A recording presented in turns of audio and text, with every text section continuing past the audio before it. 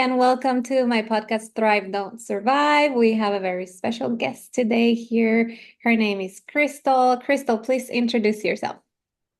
Hi, everyone. Like she said, I'm Krystal, and I am a human design reader and a mental performance coach. So my background is formal education backgrounds in sport and performance psychology. And I loved it. It's like a way to help people perform better mentally at anything they do. Obviously, when I'm learning it, we're focusing on athletes, but it's things like mindset and communication and goal setting and all those things we need to improve. But it was very impersonal and like set in a way where it's like everyone should do this the exact same way. And I Mhm. always felt like something was missing. And then through my own personal growth journey, I found human design. I was like, this was that missing piece that lets me personalize the approach for everyone and lets them sort of improve their life in a way that is personalized and tailored to their unique energy. I love that. That is so interesting because I feel like coaching is usually made for the person. Like it's not one Mhm. thing that's gonna, of course, we have like this toolkit of things to Yeah. share, but not all of them are gonna be exactly the same for everyone. So that's interesting. The first mental coaching Yeah, I called it mental performance. performance Yeah. that it's basically for everyone. So I love that. And what does it mean, human design? Like I know nothing about human design and I'm super interested about it. Okay, so human design is this system that's based on your time, date, and place of birth, sort of like astrology. And Okay. astrology is part of it. And it talks about like your energetic blueprint and it gives you this personalized way of operating in the world. So, like how you make decisions and how you communicate, and just like your unique energy that you were born with. Okay. Okay. I think I know. I think I had a friend once that did that for me, like really casually at the Uh-huh. beach. And she was like, you need to work more on your relationship with your body, and you need to start working with talking more and like videotaping yourself and da da da. And I was like, what? And I didn't do those were like my biggest I don't know, pet peeves or traumas or things. Yeah. My biggest thing was public speaking. Like that was my fear, my phobia. I couldn't. And then I started doing it and I kind of started thriving. So she was kind of right. And I'm always like, do you remember? She's like, no. It But was this big moment for you, and she yeah, just she casually doesn't said it. know. Yeah. Yeah. But that's very interesting. That's cool. And so tell us about your journey. How did you become a coach? Why did you become a coach? Did you have some like moments of like, oh my God, I'm breaking and I need something, or how what's your story? Yeah, I grew up playing sports. And so I also grew up in a house where like college wasn't an option. It's just what you did next. I had no idea like what I wanted to study or what kind of jobs I wanted to do. I just knew I was supposed to go to college after high school. So I stopped playing sports, at least like competitively, and I just focused on school. Sorry. Which sports did you do? I played softball most of my childhood, and then in high school I played water polo and swam and No. played softball again. Yeah. Okay. Okay. And so in college, I kind of switched majors a lot because I was, I guess, like lost. I didn't know what I wanted to do. So I started out studying psychology and then I switched to studying kinesiology, which is the study of human movement. So I went from like the mind to the body.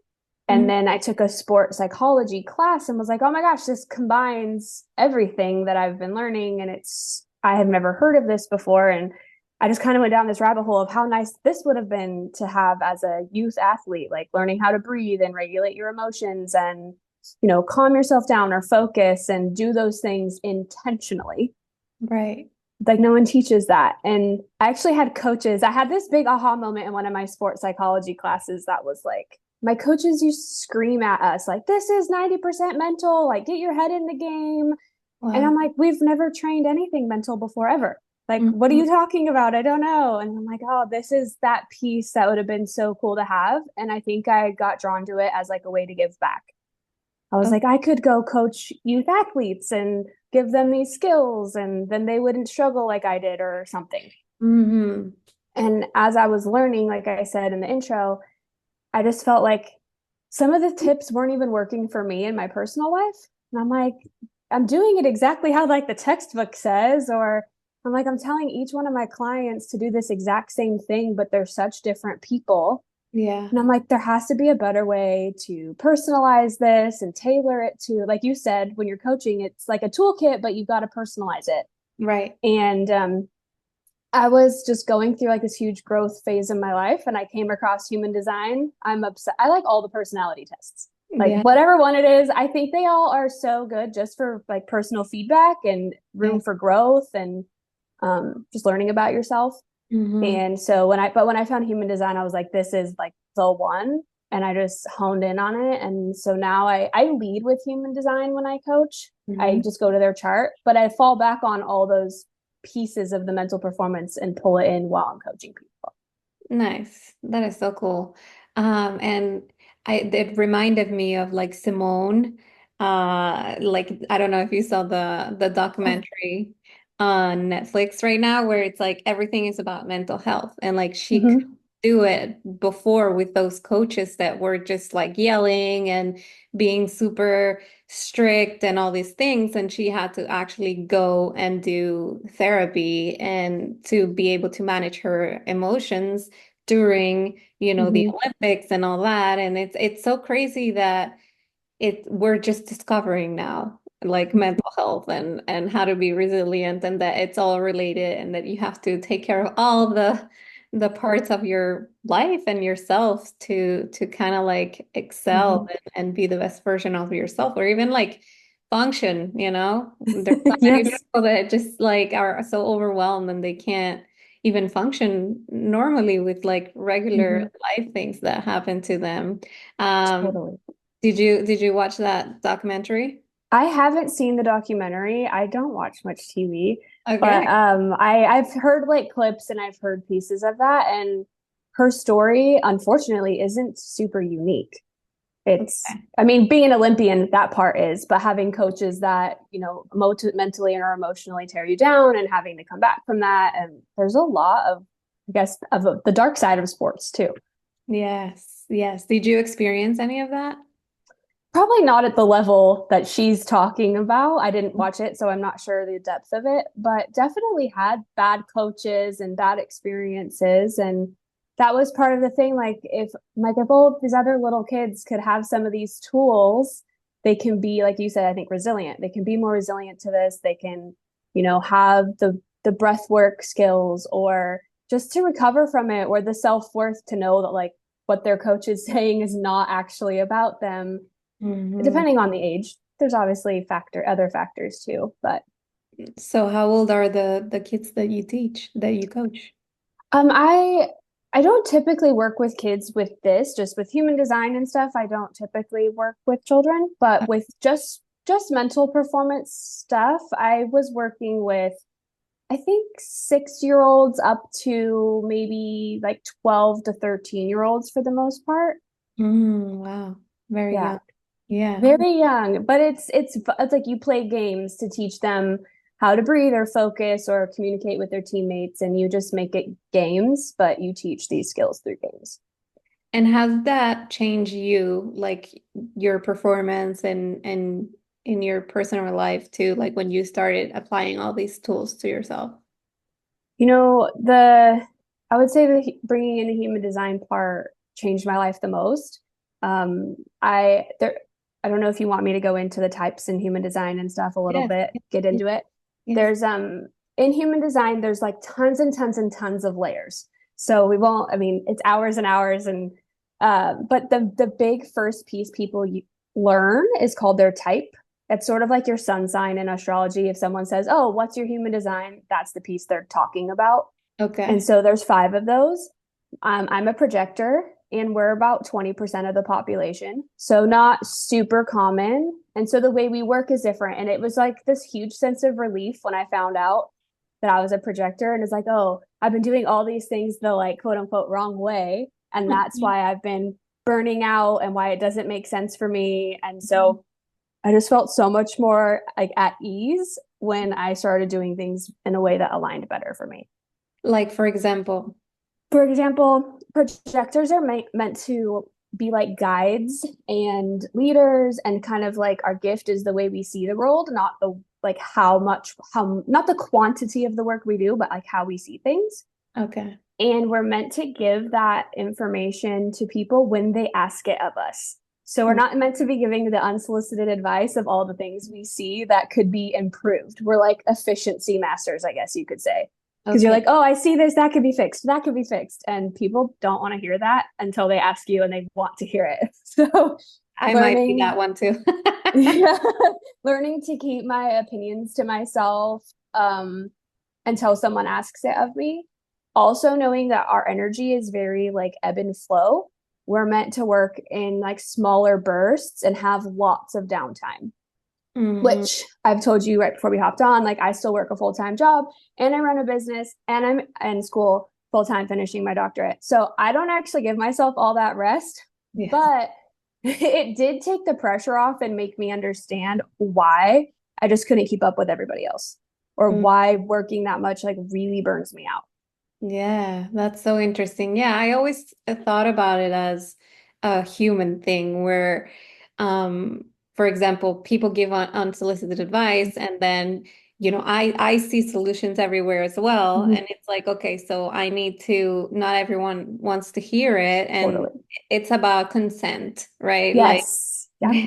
I need consent for people to want me to change or to fix, not to change. Yes. Um, but also like I'm Venezuelan and I lived in France and I lived here and it's basically like cultural too. So here people just like work, work, work, work, work, work, work. And like Hmm. I was never like that. I always knew about balancing your life with like work and play and Yeah. rest. That was like a cultural thing. And then when I came here, it was hard to cope with that. And then I found a balance and then I started my own business and now there's absolutely no balance again. Because Yes. you work way more when you're your own, when you're doing your own business and it's like it burns you out until Yes. you get into a place where, it's Right. more leveled. Um, but yeah, that's so interesting that so maybe how do you know what the type is? Is it with your birth? Hmm. Yeah, and I have links to give to you for the show notes, and people Yeah. can pull their chart from my website for free Oh, if that's they're interested. And it gives like brief little descriptions too. okay. That's so cool. Yeah, I've done some of the personality ones, and I know that Hmm. I'm woo, You're like what? woo, like Woo. W Okay. O. Oh, Yeah. woo. Okay. Yeah, so it's basically like I have pleasure meeting people and doing new things and all that. And so it's interesting to know that and like, for example, my partner is the opposite. Like he likes to be he's more introverted. He likes to Hmm. be with his people that he already knows and like all these things. So it's like, okay, so then I'm not gonna do those things with you. I'm gonna do them with or either alone or with a friend, but it's cool to Right. get to know like your quirks and the things that work for you and that don't also in relationships, right? Yes. Yes. Relationships is one of my favorite places to use human design. Yeah. So how would you use it, for example? It's the kind of like what you were saying, if someone's energy is different, like I said about me being a projector, I need a lot of downtime. Mhm. Say my partner kind of sounds like you and your partner. Like if my partner's a generator or a manifesting generator, the two like energetic types, if Okay. they have like all this energy and they want to go do things and be out there and I'm tired, it's like we both just need to have an understanding and have grace for each other. Like it's not personal. It's not that I don't want to hang out with you. It's just that like you want to go do all these energy things that I don't have energy for. And Mhm. like you said, you just find like a friend to go do that with, or you find other ways where I think a lot of people when they don't have the communication or the awareness of those differences, they just get mad at each other.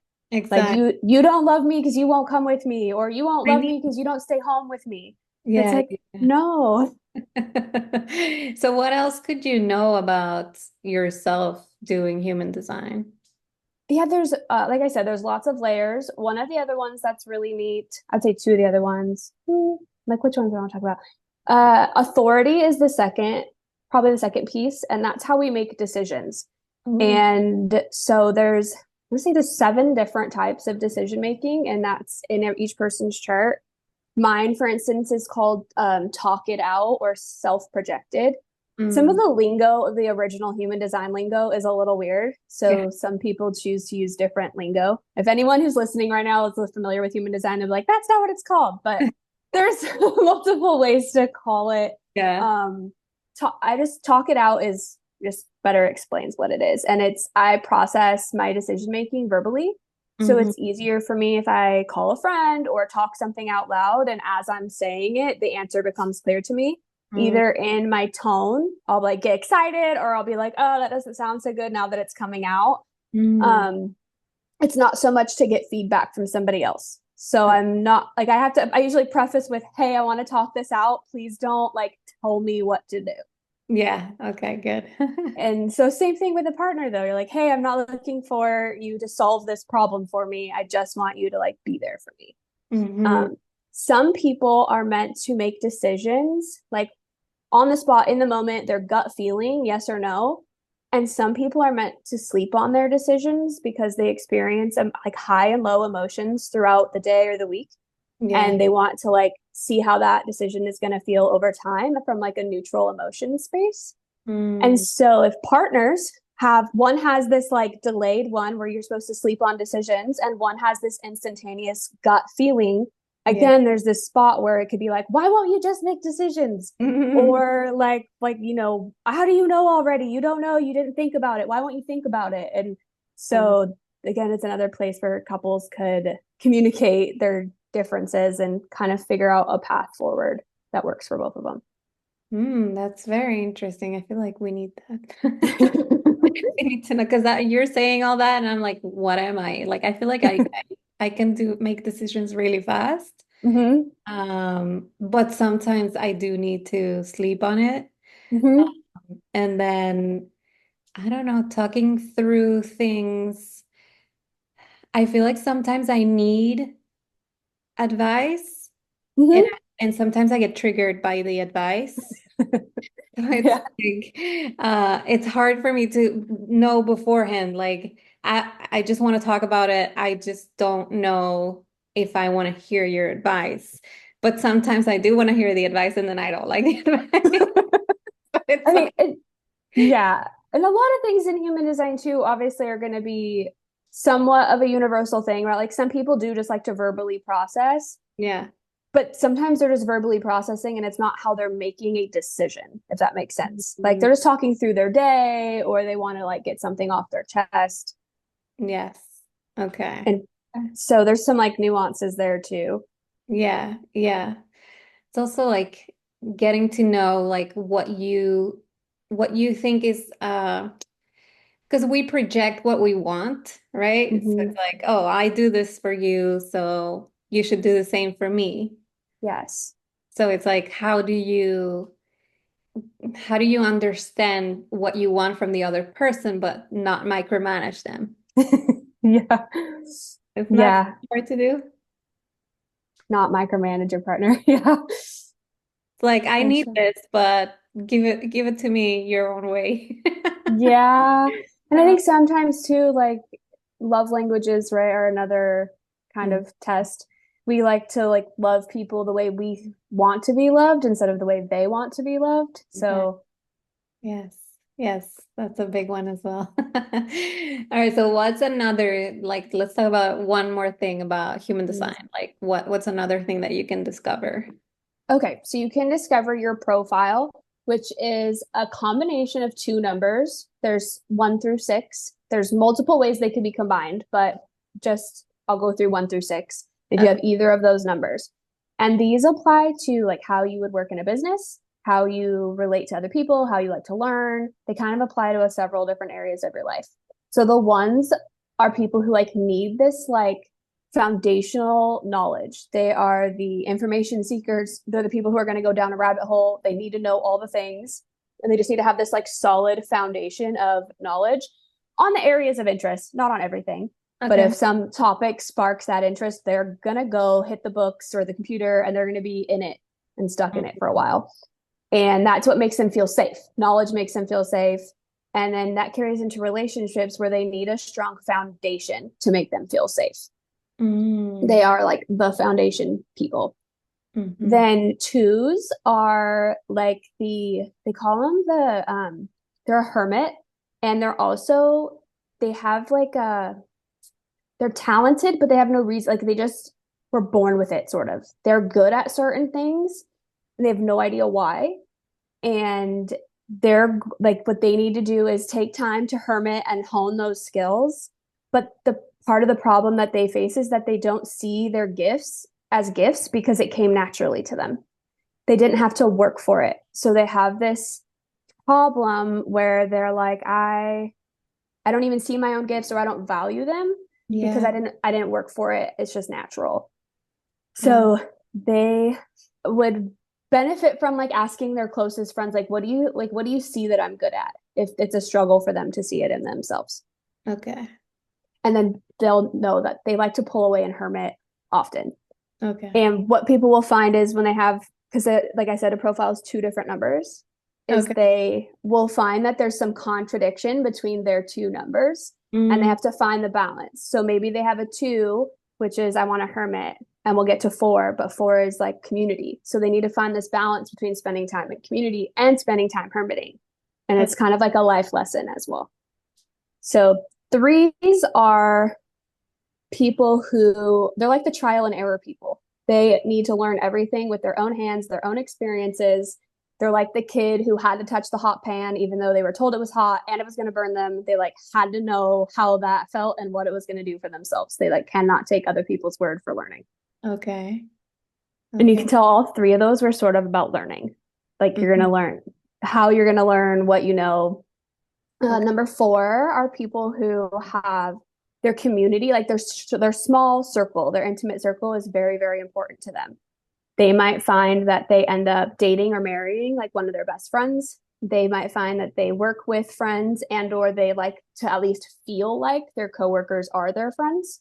But Hmm. everything about like they might have job offers come from people they know. They're just their community is very important and they should be investing in that close community. Okay. Fives are like the innovative problem solvers. I have a five. We are like, we are like almost consultants. We just want to swoop in, kind of save the day. Here's your answer, and then dip back out. And it's usually with a weird answer. It's not like going to be obviously like I think about this is sports psychology and human design. Like that's very weird. Yeah. It seems like it's a weird combo. So we see things weird. We just want to swoop in and like help people fix some things and dip back out. But people project onto us this like hero complex that we're going to come save them from everything. And Mm, so our job is to be very discerning about what we do or don't agree to solve. Traditional human design calls us the heretic. Basically, if we agree to solve something, but we don't come through on it, or if people assume we were going to solve something and we don't come through on it, we will get like burned at the stake. mhm. For not solving the problem. I'm a five. If that resonates, it's totally possible. And then sixes are they live the first about 30 years of their life like a three, where they're living through trial and error.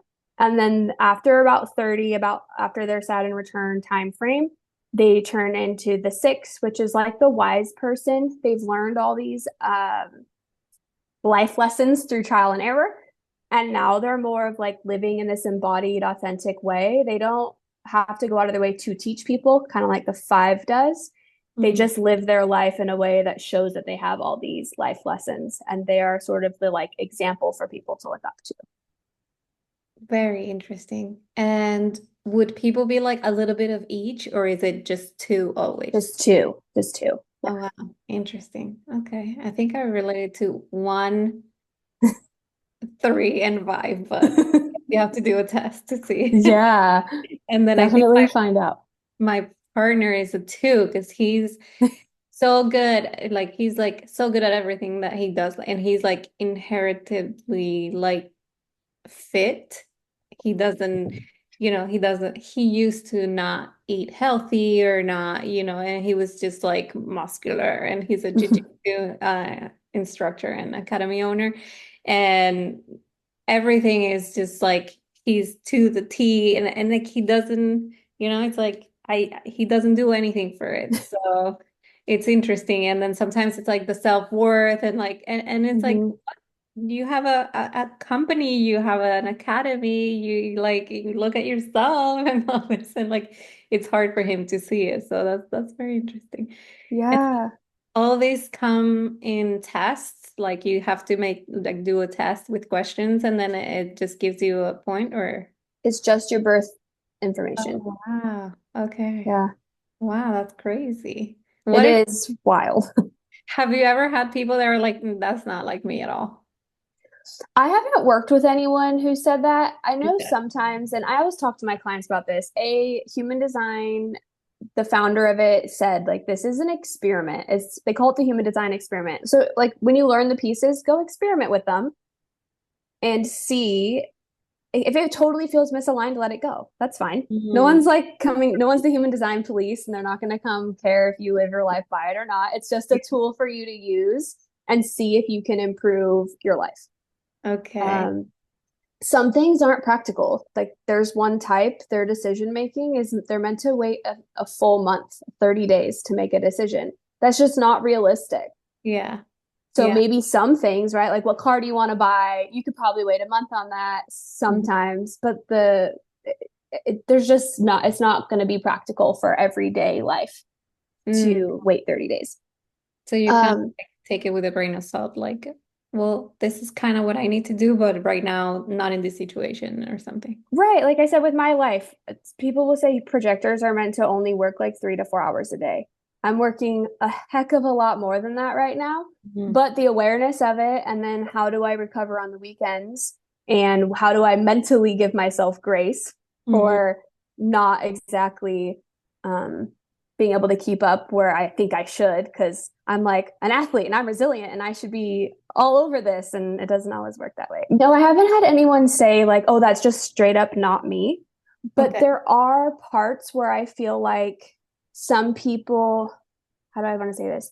There's certain pieces or certain parts of the chart that hit harder. Like maybe they're in a phase of their life where that needs to be their focus more. Okay. And so as I'm going through pieces with them, sometimes they'll be like, "Oh yeah, okay," or "Oh yeah, I faced that a lot in my 20s, but I feel like I already worked through that just like naturally." And then Mhm. I'll hit something else and they're like, "Oh yeah, that's been coming up a lot." So I think certain pieces are just more important at that specific time. And that's when kind of coaching through the chart comes in. That's very interesting because I was gonna say, like, I am Cancer, and Okay. a lot of the things are just not me anymore because I'm a coach and I have the tools to overcome it and to Mhm. like design a new me. So, most of the things that everyone's like, Cancer does this, Cancer does that, and da da da. And it's like, well, that's not me anymore. Maybe it used to be, and those were my patterns, but I changed them. So sometimes that's why at least my friends and I we become like a little resistant to it, where it's like, well, we're not all the same. Yes, and I'm not an astrologer, but I think astrology probably does the same thing that human design does, where they'll talk a lot about like the negative aspects of something, like, "Oh, you're a Cancer, so you probably cry all the time," or whatever, or "You're this, so you probably that." And it's like, well, all of these things have like a positive and a negative, or they have strengths and weaknesses. And Okay. so it's like, if you're already living in the strength of the thing, then great. But if you're, living in the shadow of it, or you're not expressing it fully, or you've never even attempted, maybe it's time to experiment with that piece. Very interesting. I like that. I like that a lot. So what's your date of birth? What's your sign? Oh, my sun sign, I am an Aquarius. Aquarius. Okay, I Yeah. was gonna see if because we have similarities and I was like, maybe No, not the same. so I think yeah, I'll just go to your website and do the test and see what I can learn about myself. I know. I'm like, we should have done that before. We could have talked about your chart on the call. Oh Um, yeah. I know. We can't do it, right? Is it? um, it's a couple minutes, I think, if you want. Yeah, let's see real quick like how. Let's the see. first thing that comes up. And I feel like you were almost saying like you don't feel like it, maybe the negatives, you don't feel like those apply to you anymore. Or do you not feel like any of it applies? Some of them apply, like I am a crybaby. I cry a lot. Very emotional. But but some of the other stuff like being very anxious and jealous and all that, like those I work through and I think I'm way better. I'm more of a secure attachment now. That's good. Yeah. And those are things too. It's like human design is not like the only thing, right? Like, are like what were your traumas and what Yeah. was your attachment style? And there's so many other factors. It's not, how do I like to put it? It's not like this rigid set of rules that like this is you. It's like, no, like what does it say? How can you use it Exactly. to improve your life? All of it's about improving your life. Hmm. Okay, actually, your stuff is ones I haven't, as I didn't talk about. So Okay, awesome. it says your type is a manifester. Manifestors, I believe, are like 9-ish% of the population, so Ah, even smaller. Manifestors are a non-energy type, kind of like projectors are, but their energy will come in like waves. So oh, maybe you work in spurts. I yes. don't know. Like they could be day spurts, hour spurts, week spurts even, and then you like need downtime. Yes. Hmm. Hmm. Whether or not you give yourself that downtime is a different question, but it's kind of like your energy would come that way. Hmm. The strategy for manifestors is to initiate and inform. So, like, typically, manifestors are like here to bring new, innovative things. And so they initiate, they're like the spark. So, everybody else's strategy is sort of like in response to something, where like mine is waiting to be invited to share. Manifesting generators and generators, they're meant to respond to things that happen in their environment, where you're here to like straight up initiate. If something comes to you, you could do it. Yeah, And yeah, 100%. you might though, because of initiating and things coming to you and kind of move. I don't know if you feel like you move quickly. Yes. People might be like, wait, what? You were just this and now you're that. And so, what part of your strategy is to initiate things, but the other part is to inform people of what you're up to. And Hmm. that can be, that typically applies more to people who are close to you. So, like keeping your partner in the loop. And it's not necessarily inviting them. It's just like, hey, I'm going to the mall. Hey, I'm going to the grocery store. Not, you're not asking for permission to do the thing. You're just like, I'm doing this thing now. Whether maybe it's a pivot in your business or whatever, you're just like keeping people apprised of what's happening. Okay. That way they're not like, wait, 2 days ago you were this and now you're over here and I'm confused. You're like kind of keeping them along for the journey. Yes. Your authority, your decision making is wait for clarity or emotional, which is the one where you're supposed to sleep on it. So for bigger decisions, not like what do you want to eat? Obviously, if you want to eat right now, you're not going to wait till the morning. For Yes. bigger decisions, you're meant to sleep on it so Okay. that you're not making the decision from an emotional high or an emotional low. Hmm. Yes. You might have experienced like somebody invites you to do something, you're like, oh my God, yeah, that sounds so fun. And then you wake up in the morning and you're like, I really don't want to do that. And I already said yes. So do I have to go back and say never mind, or do I have to make myself go to this thing I really don't want to go do? Yeah, I feel like sometimes I would be like very emotional and then be like, I don't want to do this ever again. Say like couples therapy, and I'm like, I didn't like that. Let's just stop. And I would sleep on it and be like, okay, no, let's not stop. I just didn't like that session or stuff like that. Yeah. Yes. And so with that emotional, they call it the emotional wave. Um, you People with that emotional center tend to have ups and downs for no reason. So Mhm. you might be up today or down today, but it's not like something happened. Sometimes you might have higher moments and sometimes you might have lower moments, but nothing caused it. It's just like you might just experience that. And that's sort of why you're meant to wait to make decisions in case you're at one of those highs or lows. I feel like I can always tell like if I'm doing too much and then I'm, so I know that Hmm. those moments are not good for, Decision. bringing up something and picking up a fight or making a Right. decision or things like that. But yeah, I have a program that's basically like emotional freedom and Hmm. it's teaching how to like identify the things that like why, so I don't know, maybe I overthink and I'm like, it's why, and it's actually not that, or sometimes it's hormonal or Totally. yeah. Hmm. Yeah. Again, human design is not the only reason for things. Right, right, right. Um, I think too, the more like personal growth and development people have and the more self-awareness they have, the more Yeah. in tune with their design they already are, Mm. just by the nature of being aware of themselves. Even if they don't have the lingo for explaining that, the more you've become aware of your own tendencies, basically. Yeah, now that you say that, I feel like maybe before I used to be more like I'm just in a bad mood today or yeah. Yeah. Mhm. Yeah.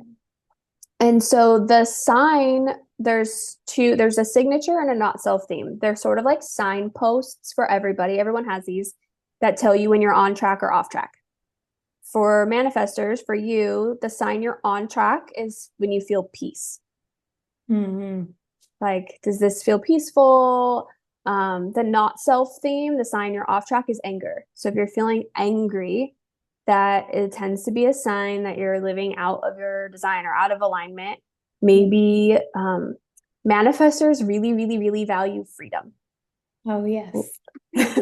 So, like the freedom to work when they want, how they want, like do things like without kind of like these barriers. So, like, no, I just want to do the thing how I want to do it right now. I'm like initiating, I'm doing it. Yeah, Whenever they feel like there's this barrier, typically there's some anger that comes up. very accurate. I Okay. don't even have pets or anything that ties me to anything because I want to be completely free. Yes. So the profile we talked about earlier, the two numbers, Yeah. yours are 4 and 6. So 4, what is the community one? So your inner community is really important to you, or it's an important resource for you. It's something to invest in. And I don't know with your business if that translates to like a community you have with your business or just like your friend circle or your family. That's all sort of the nuance of it for your personal Hmm. life. That's interesting. So it always has been like I was always very like a friend person. My friends were my family and was very tight with a lot of people. But since I moved to America, it hasn't been the case. Like it's been really Mm-hmm. hard to connect and have a community like I used to in other places, especially big communities. Like, well, yeah, I'm gonna make a good friend and then, I'm gonna be very tight with that friend and stuff like that. But I don't have like a huge community and it is my goal every year. Like, okay, I want to like enlarge my community, make it, build it, whatever. And it's been a challenge. But I do Mm-hmm. have community at my job and like coaching programs and things like that. My family, mm, so. But that's interesting because that is always something that is my goal, but it's hard to reach. Like I haven't been able to reach it, but it's always in the back of my head. Like I need more community. I need more friends. I need, this bigger Yeah. thing. Yeah. It sounds like the 4 like speaks to you then, or like it calls to you Yeah. um to cultivate that. Mhm. I And like that. again, there's seasons for everything. Yes. Yeah. And and then your other number is a 6. And what I didn't say earlier for the nuances of this is the first number is typically what we see better in ourselves. And the second number is what we tend to not see as much of ourselves, but other people see it in us. And Okay. so that 6 is again, I was like, when is your birthday? 88. Yeah. So you're past the 30 mark. So you would be in the 6 phase. And that is like you are sort of this like I want to say authority figure in the way of like having authority over people. I know sometimes authority has a negative connotation, but like someone people look up to who they like admire and just like watch you so they can live their life like kind of like the way you do, like in an like admiration way or in like a I don't know, just like someone they look up to, Mhm. um, and how you live your life, which sounds like it aligns with your business too. Yeah, yeah, it does. And it sounds like it was similar to what my friend said all those years back, where it's like, well, you have it, so you need to stop using, like, start using, your voice and videos and like share it to the world because you have it. And I was like, okay. See, and then I started it, and then it was actually really like my vocation, I would say. So Yeah, that's that's amazing. yeah, I love that. Oh my goodness. Okay, I'm gonna like really work hard in like building a community. It's not that I don't, like I do, but it's I don't know, do you find that a thing for you as well? Like where it's hard to make a community if it's not like at work. Like I was working from home for years after 2020 Mm. and I don't have a place where, to meet people, like-minded people, you know what I mean? And usually people here very like if you're at work with them, then they're your friends. But if not, it's harder to meet people. I don't know. Yeah, I find it to be challenging. I don't really have I work like on site somewhere, but I don't, it's an interesting situation. A, I'm the boss, so not exactly everybody's friend. And B, like it's a very small group of people. And Mhm. so I don't there's just not community building in there. We're friendly at work, but it's not community outside of work. Mhm. And I feel like most of my I don't have a four, so it's different for me. That's not my thing, but I still like having friends and community and stuff. It's just I feel like they're more spread out these days. Like I have to keep in touch with them via, texting or try to schedule phone calls with friends who live far away, Yeah. stuff like that. In person has definitely been challenging, especially when you have a lot going on. Yeah. Yes. I agree with that. Yeah, I have my friends from school from Venezuela and friends. Mhm.